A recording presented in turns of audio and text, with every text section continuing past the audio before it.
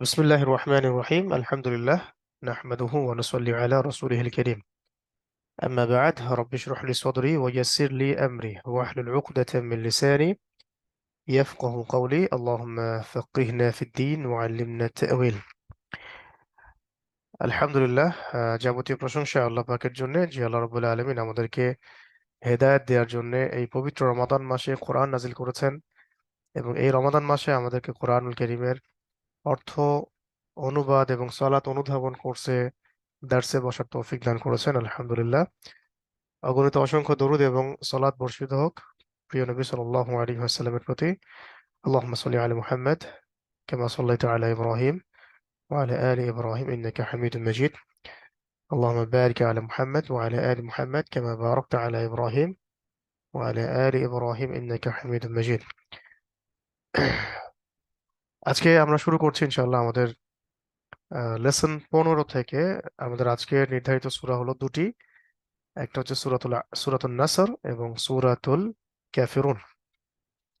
এই দুটো লেসন শেষ করলে আমরা মোটামুটি 186 ওয়ার্ডস শিখে ফেলবো আল কোরআনের, যেগুলো প্রায় 37,000 বারের মতো কোরআনে রিপিট করা হয়েছে।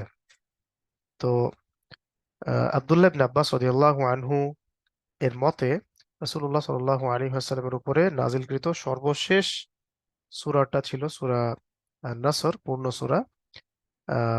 এই সূরার পরে অন্য কিছু সূরার আয়াত নাজিল হয়েছিল। এটা হচ্ছে পুরো সূরা হিসেবে নাজিলকৃত এক, মানে সর্বশেষ ওয়াহি। আর ইসলামের শত্রুরা পরাজিত হওয়ার পরে যখন দলে দলে মানুষ ইসলামের দিকে প্রবেশ করতে থাকে এবং মিথ্যা দূরীভূত হয়, সত্য স্পষ্ট হয়, স্থায়ী হয়, বিজয় লাভ করে, তখন সূরা নাসর নাজিল হয়, যার মধ্য দিয়ে ইঙ্গিত দেয়া হয়েছিল যে নবী সাল্লাল্লাহু আলাইহি ওয়াসাল্লামের দাওয়াতের মিশন, এই দুনিয়াতে পাঠানোর যে উদ্দেশ্য, এটা পরিসমাপ্তি ঘটেছে এবং নবী করিম সাল্লাল্লাহু আলাইহি ওয়াসাল্লামকে আল্লাহ সুবহানাহু ওয়া তাআলার সাক্ষাতের জন্য আল্লাহ রাব্বুল আলামিন একটা প্রস্তুতি গ্রহণ করার ইঙ্গিত এই সূরার মধ্যে দিয়েছেন।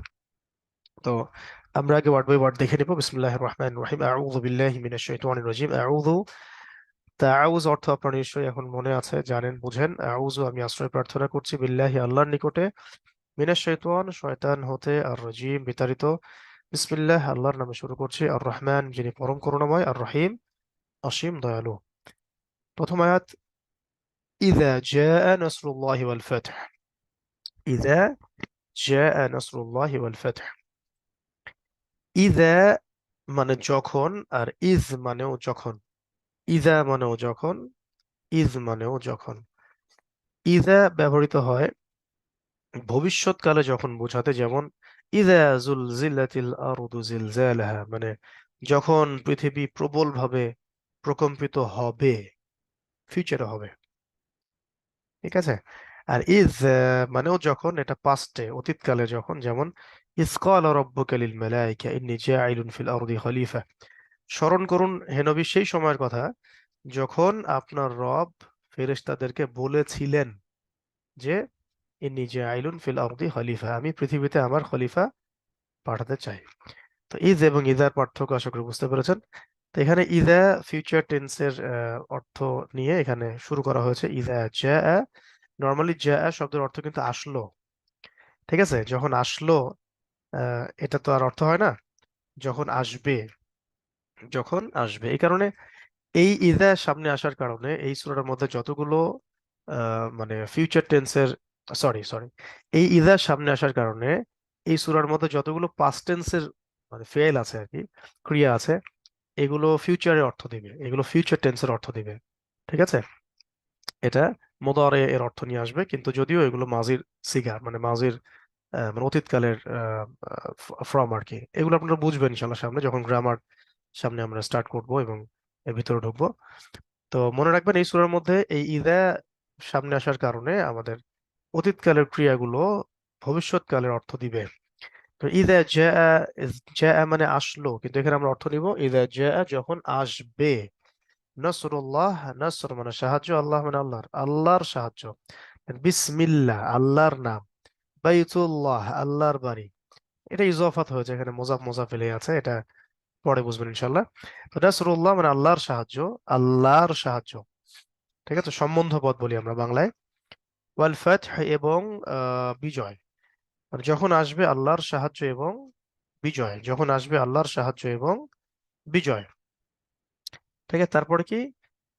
ওয়ারাআইতা الناس ওয়ারাআইতা الناس يدخلون في دين الله أفواجا।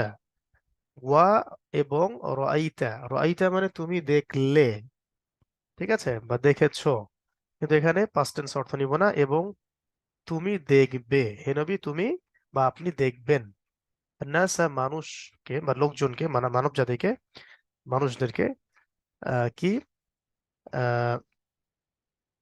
ইয়াদখুলুনা, তারা প্রবেশ করছে, তারা প্রবেশ করছে বা করবে কোথায়? ফি দীনিল্লাহ, আল্লাহর দিনের মধ্যে, আল্লাহর দীনিল্লাহ, আল্লাহর দিন, ফি দীনিল্লাহ, আল্লাহর দিনের মধ্যে। এটা ছিল দীনুল্লাহ, ফি আসার কারণে এটা হারফেজার, মানে জের প্রদানকারী অব্যয়, এই কারণে এখানে ফি দীনিল্লাহ নুনে জের হয়ে গেছে আর কি, কাসরা হয়েছে। তো ফি দীনিল্লাহ, আল্লাহর দিনের মধ্যে প্রবেশ করবে, আফওয়াজান মানে দলে দলে। ফাউজুন মানে একটা দল, আর আফওয়াজ হচ্ছে ফাউজুনের বহুবচন, আফওয়াজা মানে দলে দলে। তাহলে অর্থ দাঁড়ালো ওয়ারাআইতা নাসা, হে নবী ওয়ারাআইতা এবং আপনি দেখবেন, নাস মানুষদেরকে, লোকদেরকে দেখবেন, ইয়াদখুলুনা তারা প্রবেশ করবে বা করবে বা করছে, ফি দীনিল্লাহ আল্লাহর দিনের মধ্যে, আফওয়াজান দলে দলে। তখন কি করবেন আপনি? তখন ফাসাব্বিহ বিহামদি রাব্বিকা ওয়াস্তাগফিরহু। তখন মানে অতঃপর, সাব্বিহ আপনি তাসবিহ পাঠ করুন। সাব্বাহা ইউসাব্বিহু থেকে আসছে তাসবিহ, এটার মূল ফর্ম। এখানে সাব্বিহ আমরের সিগা, মানে আদেশের সিগা। ফাসাব্বিহ অতএব, অতঃপর আপনি তাসবিহ পাঠ করুন, তাসবিহ তাহলিল করুন বেশি বেশি। বিহামদি রব্বিকা, বিহামদ হামদের সাথে, রব্বিকা আপনার রবের, আপনার রবের প্রশংসার সাথে আপনি তাসবিহ পাঠ করুন, আপনার রবের প্রশংসার সাথে আপনি তাসবিহ পাঠ করুন। ওয়াস্তাগফিরহু, ওয়া মানে এবং, ইস্তাগফির মানে আপনি ক্ষমা চান, হু মানে তার কাছে। এই তিনটা বিষয়, ওয়া ইস্তাগফিরহু, এর একসাথে হচ্ছে ওয়াস্তাগফিরহু। ওয়া এবং ইস্তাগফির ক্ষমা চান, হু মানে তার কাছে, ওয়াস্তাগফিরহু এবং আপনি তার কাছে ক্ষমা চান। তার কাছে বলতে, এই হু বলতে এখানে এই রব্বিকে বোঝাচ্ছে, আপনার রবের কাছে। ফাসাব্বিহ বিহামদি রব্বিকা ওয়াস্তাগফিরহু এবং অতএব আপনি আপনার রবের প্রশংসার সাথে, হামদের সাথে তাসবিহ পাঠ করুন এবং তার কাছে ক্ষমা প্রার্থনা, ইস্তেগফার করুন, ক্ষমা চান। ইন্নাহু কানা তাওয়াবা, ইন্নাহু মানে নিশ্চয়ই তিনি, কানা মানে আসলে নরমালি কানা মানে ছিলেন। আল্লাহ রাব্বুল আলামিনের কাছে আমরা কোনো কাল মানে করি না, করা জায়েজ না, যে আল্লাহ রাব্বুল আলামিনকে কোনো সময়ের ফ্রেমে আবদ্ধ করা যায় না। তাই ইন্নাহু কানা মানে আল্লাহ পাক সব সময় ছিলেন তওবা কবুলকারী, এখন নাই এমন না বিষয়টা। আল্লাহ রাব্বুল আলামিন সর্বদাই তাওয়াবান মানে তওবা কবুলকারী। ইন্নাহু কানা তাওয়াবা, নিশ্চয়ই তিনি তওবা কবুলকারী। ঠিক আছে। তো এই হলো সূরাতুল নাসরের আমরা অনুবাদ শিখলাম, মাশাআল্লাহ। আমরা মোটামুটি কয়টা সূরা শিখলাম? ফাতিহা, আসর, নাসর, ফালাক, নাস, ইখলাস, তাই না? 6টা সূরা আমরা কিন্তু মাশাআল্লাহ শিখে ফেললাম। রিভিউ দিয়ে একবার, ইযা জাআ নাসরুল্লাহি ওয়াল ফাতহ, ইযা যখন জাআ আসবে, নাসরুল্লাহ আল্লাহর সাহায্য, ওয়াল ফাতহ এবং বিজয়, ওয়া রাআইতান নাসা এবং আপনি দেখবেন, যে মানুষকে দেখবেন, লোকদেরকে দেখবেন, ইয়াদখুলুনা তারা প্রবেশ করছে, ফি দীনিল্লাহ আল্লাহর দিনের মধ্যে, আফওয়াজান দলে দলে। ফাসাব্বিহ অতএব আপনি তাসবিহ পাঠ করুন, বিহামদি রব্বিকা আপনার রবের প্রশংসার সাথে, ওয়াস্তাগফিরহু এবং তার কাছে ক্ষমা প্রার্থনা করুন, ইন্নাহু কানা তাওয়াবা নিশ্চয়ই তিনি তওবা কবুলকারী। এরপরের সূরা আমাদের সিলেবাসে, সেটা হলো সূরাতুল কাফিরুন। আহ, আসলে বেসিক্যালি সূরা কাফিরুন থেকে নিয়ে আপনার সূরা ইখলাস পর্যন্ত এই পুরো অংশটুকু একটা পার্ট আর কি, গ্রুপ। যেমন সূরা কাফিরুনে কাফেরদের প্রস্তাব ছিল যে আমরাও তোমাদের আল্লাহর ইবাদত করি কিছুদিন, তোমরা আল্লাহ আমাদের দেব দেবীর উপাসনা করো। হ্যাঁ, নাউজুবিল্লাহ, আমরা যেমনটা এখন ওই যে মডার্ন সো কল্ড সেকুলারিজম যে কনসেপ্টটাতে দাঁড়ায় আছে আর কি, এরকম কনসেপ্ট আবু জেহেল থ্রো করেছিল একটা। তো তখন আল্লাহ পাক এই সূরা নাজিল করেছেন যে কুল ইয়া আইয়ুহাল কাফিরুন লা আ'বুদু মা তা'বুদুন, শেষে আছে লাকুম দীনুকুম ওয়ালিয়া দিন। হ্যাঁ, আমরা তাদের ইবাদত করি না যার ইবাদত তোমরা করো। তোমাদের দিন তোমাদের জন্য, আমার দিন আমার জন্য। তো এইখানে কুফফারদের সাথে একটা পুরো বিচ্ছিন্নতা মানে প্রদর্শন করা হয়েছে, উপস্থাপন করা হয়েছে। এবং আহ, এরকম মুসলিমদের অবস্থা যখন সংকটময় হয়, মুসলিমদের অবস্থা যখন সংকটময় হয় কিন্তু মুসলমানরা তাদের দিন পালন করতে চায়, কিন্তু সিচুয়েশন তাদের অনুকূলে না, তখন কাফেররা বিভিন্ন রকম চাপ প্রয়োগ করার চেষ্টা করে। তো বিভিন্ন রকম চাপ প্রয়োগ করে যখন কাফেররা মুসলিমদেরকে ঈমান আমল আদর্শ থেকে টলাতে পারে না, তখন আবার বিভিন্ন রকম টোপ সামনে দেয়, বিভিন্ন প্রস্তাব দেয়। তো এটা হলো সেই একটা প্রস্তাব এই সূরার মধ্যে আনা হয়েছে। কিন্তু ওই রকম সিচুয়েশনে যদি ওইসব প্রস্তাব এবং ওদের বাধা বিপত্তি এগুলোকে সব ডিঙিয়ে যদি মুসলমানরা ইস্তেকামাত থাকতে পারে, লাকুম দীনুকুম ওয়ালিয়া দীনের উপর থাকতে পারে, তাহলেই তারপরে সূরা আল্লাহ পাক বলেছেন যে ইযা জাআ নাসরুল্লাহি ওয়াল ফাতহ, আল্লাহ পাকের নাসর, সাহায্য কিন্তু আসবে। ইন্না নাসরুল্লাহি করিব, একদম স্পষ্ট ভাবে আসবে। এবং ওই আল্লাহ পাকের সাহায্য যখন আসবে তখন আবার তারপরে সূরায় গিয়ে দেখবেন, সূরা লাহাব আছে, যে যখন আল্লাহর সাহায্য যখন চলে আসবে তখন আবু লাহাবের মতো ব্যক্তিরাও কিছুই করতে পারবে না, যারা কাফেরদের মধ্যে অনেক বড় বড় বিত্তশালী ধনবান, হ্যাঁ, ইসলামের সমালোচক। এখানে আবু লাহাব একটা একটা মানে ব্যক্তি, যেমন ব্যক্তি হিসেবে যেমন এখানে উপস্থাপন করা হয়েছে, একইভাবে একটা চরিত্র, একটা রূপক রূপক চরিত্র হিসেবে এখানে আনা হয়েছে, যে প্রত্যেক যুগে যুগে আবু লাহাবরা থাকবে। এর আল্লাহর সাহায্য আসলে তখন দিন ইসলামের কোনো ক্ষতি করতে পারবে না, বরং এদের হাতই ধ্বংস হবে। এরাই আগুনের শিখায় জ্বলবে। এদের সাথে এদের পরিবার, স্ত্রী সন্তান পরিবার মিলেও যদি ইসলামের ক্ষতি করতে চায়, ওরাও জাহান্নামে যাবে।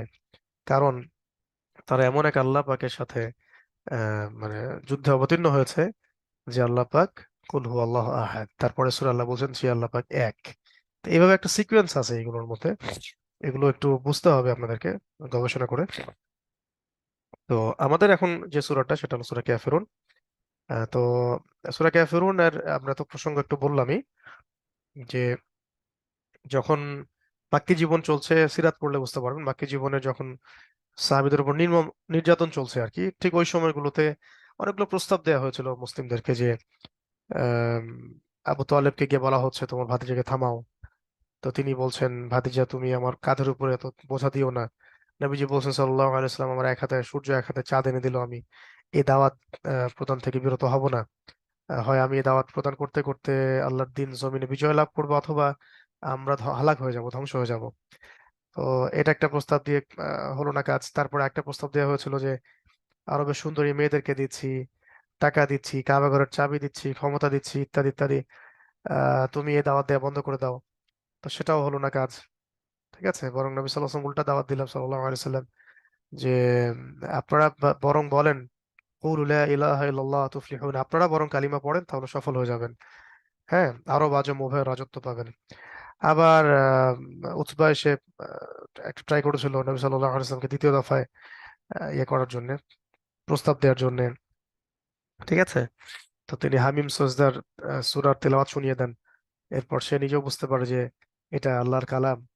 হ্যাঁ, সে জাদুকর না, মুহাম্মদ সাল্লাল্লাহু আলাইহি ওয়াসাল্লাম সে গণক না, সে নিজে বুঝতে পেরেছিল। এরপর এরকম প্রস্তাব আসে যে তাহলে এক কাজ করা যাক, তোমরা 6 মাস আমাদের দেবদেবীর উপাসনা করো, আমরাও তোমাদের আল্লাহর ইবাদত করব। আসো একটা মিউচুয়াল করি, ঠিক যেমন আমরা বলি এখন যে ধর্ম যার যার উৎসব নাকি সবার। তা এইগুলো একই কনসেপ্ট, মানে কোনো কিছুই এই বিশ্বে নতুন আসছে না, যা আসছে এগুলো সব পাস্টের বিষয়গুলোই, এটা মডারেশন হয়ে আসতেছে আর কি ওয়ার্ল্ডের মধ্যে। তো এখনকার যুগে ওই যুগের আবু জেহেলের যে কথাটা, এই যুগের সোকল্ড সেকুলারিজম কনসেপ্টের কথাটা সেম, যে আসো তাহলে তোমরাও আমাদের দেবদেবীর উপাসনা করো কয়েকদিন বা কিছুদিন, আমরাও তোমাদের আল্লাহর ইবাদত করি। তোমরাও আসো, মন্দিরে আসো, পূজাতে আসো, প্রসাদ প্রসাদ খাও, ওদের উৎসবে যোগ দাও, হ্যাঁ, ওদের হোলি খেলো। হ্যাঁ, আমরাও তোমাদের ঈদের দিন তোমাদের বাসায় যাবো, সেমাই খাবো, এটা করব সেটা করব। হ্যাঁ, তো এই যে কনসেপ্ট গুলা, মানে ধর্মটাকে যে গুলিয়ে ফেলানো আর কি, ধর্মের স্বতন্ত্রতা নষ্ট করা, হ্যাঁ, ধর্মের স্বতন্ত্র বৈশিষ্ট্যকে বিসর্জন দিয়ে নতুন একটা আহ মানে নিরপেক্ষতা নিয়ে আসা, ধর্ম নিরপেক্ষতা নিয়ে আসা, এটাও হলো ওই ওই যুগের আবু জেহেলের যে কনসেপ্ট, এই যুগের সেম এখনকার আবু জেহেলদের সেম কনসেপ্ট। ঠিক আছে, এরকম অনেকগুলো মতবাদ এখন আমাদের সমাজে চলতেছে। এর মধ্যে আরেকটা আছে যে মানবতাবাদ, তারপর একটা আছে হিউম্যানিজম। এগুলোও কিন্তু ওই আপনার লাকুম দীনুকুম ওয়ালিয়া দিন এইটার যে এই আয়াত নাজিলের যে প্রেক্ষাপট ওর সাথে মিলে যায় আর কি। ঠিক আছে। যেমন আমাদের বাংলাদেশে যে লালন শাহ বলে যে আহ নাউজুবিল্লাহ, আল্লাহ ধ্বংস করেন, তো এরা যে কাজটা করেছে যে এরা সব ধর্মকে আম, একসাথে করে নতুন একটা মানব ধর্ম চালু করেছে, যে সব ধর্ম থেকে কিছু কিছু করে নেওয়া যায়, সব ধর্মই ভালো কথা বলে। হ্যাঁ। তো এইভাবে নতুন একটা মানব ধর্ম তারা চালু করেছে। আবার আরেকজন চালু করেছে যে মনুষ্যত্বটাই সবচেয়ে বড় ধর্ম, অন্য ধর্মের কোনো প্রয়োজনই নাই, আমরা নিজেদের বিবেকটাই, আমাদের মনটা যেটা বলে সেটাই ধর্ম, নাউজুবিল্লাহ। তো এইভাবে আসলে শয়তান বিভিন্ন ভাবে মানুষকে মানে জাহান্নামের পথে হাঁটিয়েছে, এখনো মানুষ হাঁটছে। আল্লাহ পাক এই ধরনের সমস্ত ফিতনা থেকে আমাদেরকে হেফাজত করেন। তো এই প্রস্তাবের প্রেক্ষিতেই আল্লাহ রাব্বুল আলামিনের পক্ষ থেকে এই সূরাটা নাজিল হয়। এই সূরাটার একটা ব্যাপক ফজিলত হচ্ছে যে এই সূরাটা ঘুমানোর সময় যদি কেউ পড়ে, আল্লাহ পাক তাকে শিরকের পাপ থেকে মুক্ত রাখবেন ইনশাআল্লাহ। আর এই সূরাটা নবী সাল্লাল্লাহু আলাইহি ওয়াসাল্লাম প্রত্যেক দেখা যাইতো যে প্রায় প্রায় মাগরিবের 2 রাকাত সুন্নতে, প্রথম রাকাতে সূরা কাফিরুন, সেকেন্ড রাকাতে ইখলাস, আবার ফজরের 2 রাকাত সুন্নতে প্রথম রাকাতে কাফিরুন, সেকেন্ড রাকাতে ইখলাস দিয়ে এভাবে নামাজ পড়তেন। ঠিক আছে। তো আল্লাহ পাক বলছেন এখানে, আল্লাহ পাক জবাব দিচ্ছেন যে কুল, হে নবী আপনি বলে দিন যে ইয়া আইয়ুহাল কাফিরুন, ইয়া আইয়ুহা মানে হে, আল কাফিরুন মানে কাফের সম্প্রদায়, হে কাফের সম্প্রদায় তোমরা শুনো। হ্যাঁ, লা আ'বুদু, লা আ'বুদু, লা মানে না, আ'বুদু মানে আমি ইবাদত করি, লা আ'বুদু মানে আমি ইবাদত করি না, আমি ইবাদত করি না, মা মানে যার, তা'বুদুন তোমরা ইবাদত করো। তাহলে লা আ'বুদু মা তা'বুদুন, আমি তার ইবাদত করি না যার ইবাদত তোমরা করো, একদম খালাস, কথা শেষ, স্পষ্ট, কোনো এখানে মানে মিউচুয়াল করার কোনো সুযোগই নাই। ধর্মীয় ক্ষেত্রে ইবাদতের ক্ষেত্রে আদর্শগত ক্ষেত্রে দিনের ক্ষেত্রে, এক কথা দিনের ক্ষেত্রে এরকম মিউচুয়ালের কোনো সুযোগই নাই। কিন্তু একটা রাষ্ট্রের মধ্যে মুসলিম অমুসলিম সবাই মিলেমিশে বসবাস করতে পারে, তারা তাদের ধর্ম পালন করবে, মুসলিমরা মুসলিমদের ধর্ম পালন করবে। যেমনটা মদিনার কনসেপ্টে ছিল, সেখানে ইহুদিরা থাকতো, পত্তলিকরা থাকতো, মুসলিমরা থাকতো, একটা সনদ মেনটেন করে রাষ্ট্র চলতো, একটা সংবিধান মেনটেন করে রাষ্ট্র চলতো। আবার যে সংবিধান আবার মানব রচিত ছিল না, বরং এটা ছিল আল্লাহ রবুল্লাহ আলমিনের আহ বিধানের আলোকে আর কি। এবং তাদের সাথে আমাদের সনদ ছিল, চুক্তি ছিল, যেটাকে আমরা মদিনা সনদ বলি। তো এখানে স্পষ্ট করে দেওয়া হচ্ছে লা আ'বুদু, আমি ইবাদত করি না, মা তা'বুদুন যার ইবাদত তোমরা করো। তারপরে আল্লাহ পাক বলছেন ওয়ালা আনতুম আবিদুনা মা আ'বুদ, ওয়ালা আনতুম আবিদুনা মা আ'বুদ, ওয়া এবং লা মানে না, আনতুম মানে তোমরা, ওয়ালা আনতুম এবং তোমরাও না বা তোমরা নও, আবিদুন ইবাদতকারী, মা যার, আ'বুদ আমি ইবাদত করি, মানে তোমরাও তার ইবাদতকারী নও যার ইবাদত আমি করি।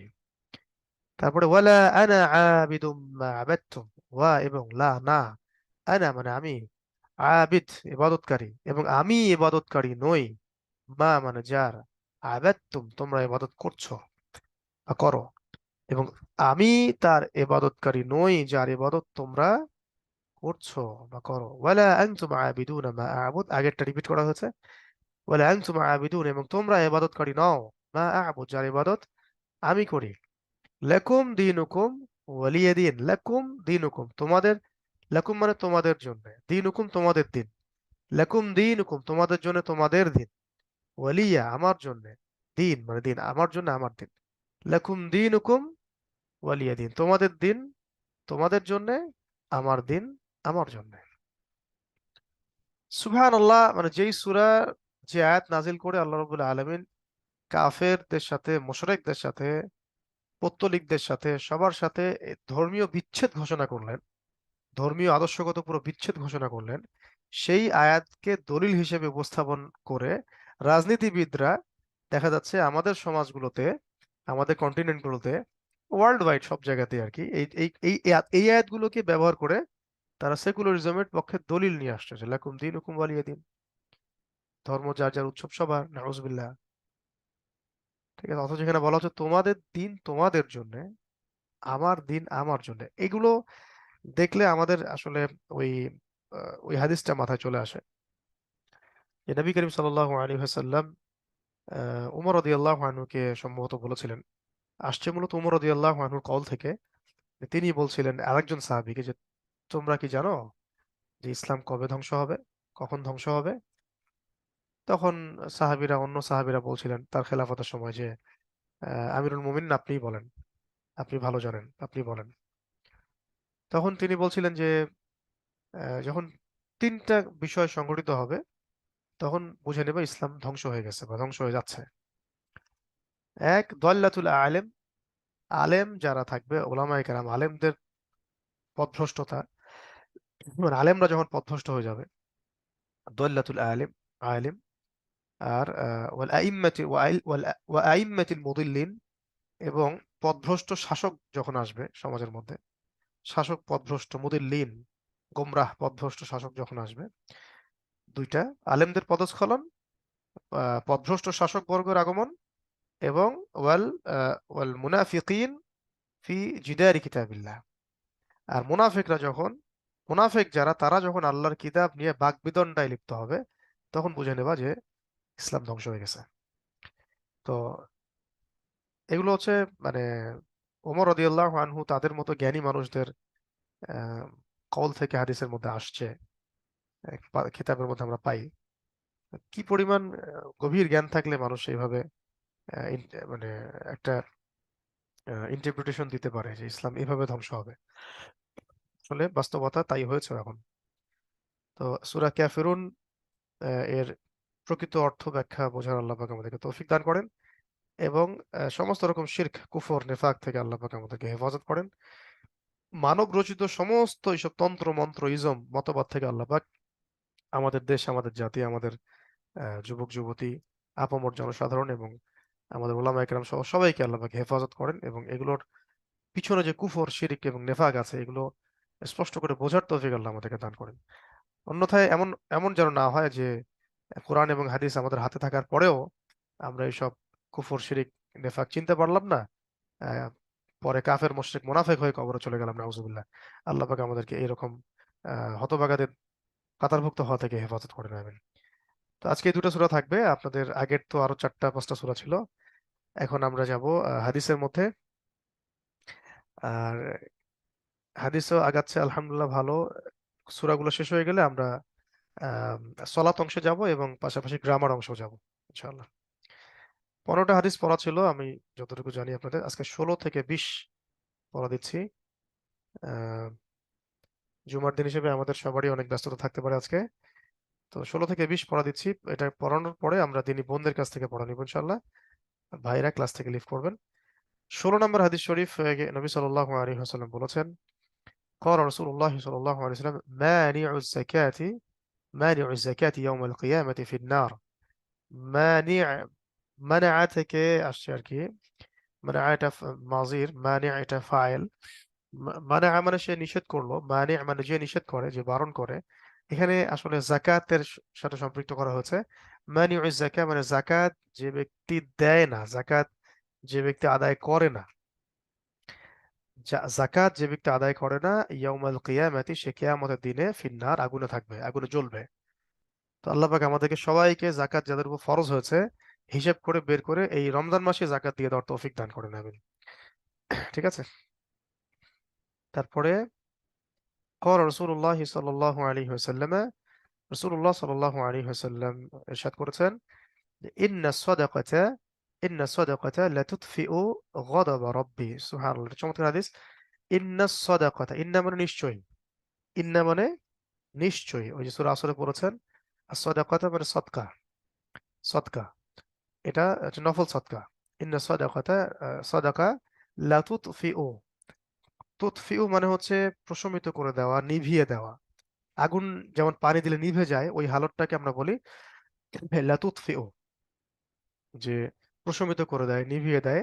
গদবা রব্বি, রবের গজব, মানে রবের ক্রোধ। আমাদের রব যদি কোনো কারণে, আমাদের তো ভুল ভ্রান্তির কোনো শেষ নাই জীবনে, চলতে ফিরতে উঠতে বসতে আমরা ভুল আর পাপ করতেই আছি। তো এমনও হইতে পারে যে কোনো একটা মানে অন্যায় আমরা করেছি, বুঝতেই পারতেছি না যে আসলে অন্যায় করে ফেলছি। এই কারণে আল্লাহ পাক নারাজ হয়ে গেছেন বা আমার উপর নারাজ হয়েছেন, নাউজুবিল্লাহ। এমন হতে পারে।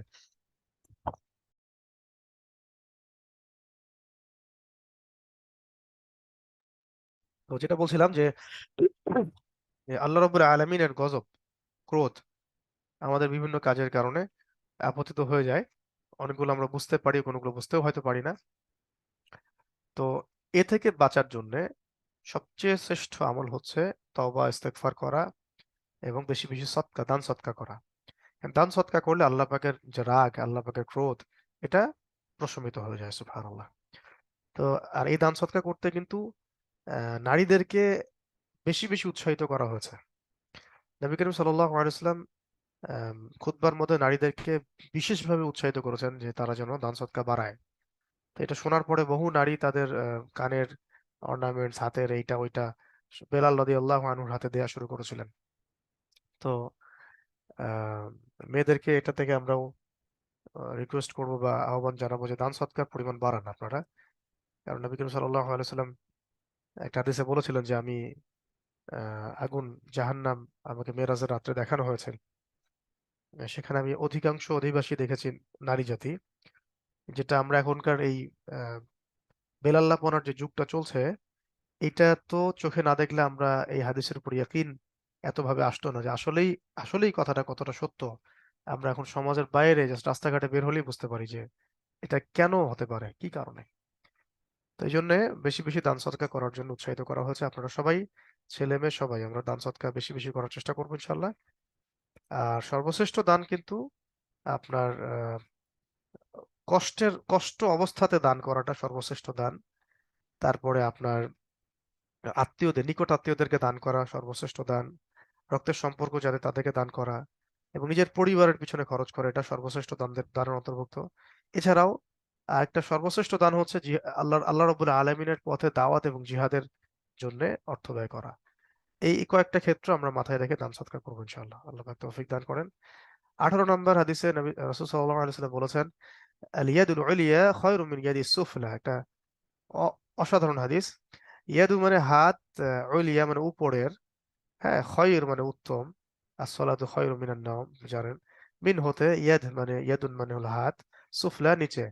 তাহলে ইয়াদুল উলিয়া উপরের হাত, খয়রুন উত্তম, মিন ইয়াদিস সুফলা নিচের হাতের চাইতে। মানে দাতার হাত গ্রহীতার হাতের চাইতে উত্তম। ঠিক আছে, আল্লাহ পাক আমাদের সবাইকে উপরের হাতের মালিক হওয়ার তৌফিক দান করেন, আমিন। 19 নম্বর হাদিসে রাসূল সাল্লাল্লাহু আলাইহি ওয়াসাল্লাম বলেছেন, আল হাজ্জুল মাবরুর লাইসা লাহু জাযাউন ইল্লাল জান্নাহ। আল্লাহ পাক আমাদের সবাইকে যেন মকবুল মাবরুর হজ করার তৌফিক দান করেন এবং যৌবন বয়সী করার তৌফিক দান করেন। আল্লাহ পাক যেন আল্লাহর ঘর বারবার দেখার তৌফিক দান করেন, আমিন। তো আল আল হজ মানে হজ, মাবরুর মানে যেটা মানে কবুল হয়ে গেছে, গ্রহণযোগ্য হয়েছে। হ্যাঁ, লাইসা লাহু, লাইসা লাহু জাযা, তার জন্য কোনো জাযাই নাই, ইল্লাল জান্নাহ, জান্নাত ছাড়া। ঠিক আছে, ইল্লাল জান্নাহ, জান্নাত ছাড়া। তাহলে হজ্জুল মাবরুর, আল হজ্জুল মাবরুর, একটা মাবরুর হজের প্রতিদান, লাইসা লাহু জাযাউন ইল্লাল জান্নাহ, তার প্রতিদান জান্নাত ছাড়া আর কিচ্ছু না। 20 নম্বর, قال رسول الله صلى الله عليه وسلم, রাসূল সাল্লাল্লাহু আলাইহি ওয়াসাল্লাম বলেছেন, মান আরাদা আল হজ্জ ফালইয়াতাআজ্জাল। قال رسول الله صلى الله عليه وسلم, মান আরাদা আল হজ্জ ফালইয়াতাআজ্জাল। মান মানে যে, আরাদা মানে ইরাদা করেছে, আল হজ্জ মানে হজ করার, ফাল ইয়াতাআজ্জাল সে যেন দ্রুত করে, তাড়াহুড়া করে। ফাল ইয়াতাআজ্জাল দ্রুত যেন সেটা করে ফেলে, ডিলে না করে যে ঠিক আছে 50 বছর হোক তারপরে করব। হ্যাঁ, মেয়েরা ছোট ছোট, ছেলেরা ছোট ছোট, বড় বড় হোক, বিয়ে শাদী দিই তারপর যাব। না, এরকম করে চিন্তা যেন না করে। সামর্থ্য হয়ে গেছে, হজের নিয়াত করেছে, ফাল ইয়াতাআজ্জাল সে যেন দ্রুত সেটা সম্পাদন করে। তো আমরা আজকে 20 নম্বর হাদিস পর্যন্ত পড়লাম। পুরো 20টা হাদিস আপনাদের পড়া থাকবে, পাশাপাশি কোরআন অংশের পড়া তো থাকছেই। আর পড়া কিন্তু দিন দিন বাড়ছে। গ্রামার আসলে কিন্তু আরো মাথা খারাপ হবে, কারণ ওই সময় গ্রামার এতটাও সহজ না, একটু কঠিন আছে, একটু হলেও কঠিন আছে গ্রামার। তো এই কারণে এখন যে পড়াগুলো ইজিলি পাচ্ছেন সেগুলো কোনোটাই গ্যাপ রাখবেন না। একটা লাইনও যেন গ্যাপ না থাকে, একটা ক্লাসও যেন গ্যাপ না থাকে, একটা হাদিসও যেন গ্যাপ না থাকে। আহ, এটা শেষ করে যখন আমরা গ্রামারে যাব তখন দেখবেন ইজিলি আপনি গ্রামারও বুঝতে পারতেছেন, এই কোরআনের আয়াতগুলো বুঝতে পারবেন ইনশাল্লাহ, হাদিসগুলো বুঝতে পারবেন ইনশাআল্লাহ তাআলা। তো আল্লাহ পাক আমাদের সবাইকে মেহনত করার তৌফিক দান করেন, লেগে থাকার তৌফিক দান করেন, সময় দেওয়ার তৌফিক দান করেন এবং সিরিয়াসলি কোর্সগুলো কভার করার তৌফিক এনায়েত করেন। আমিন। أقول قولي هذا أستغفر الله لي ولكم ولسائر المسلمين. سبحانك اللهم وبحمدك وأشهد أن لا إله إلا أنت أستغفرك وأتوب إليك.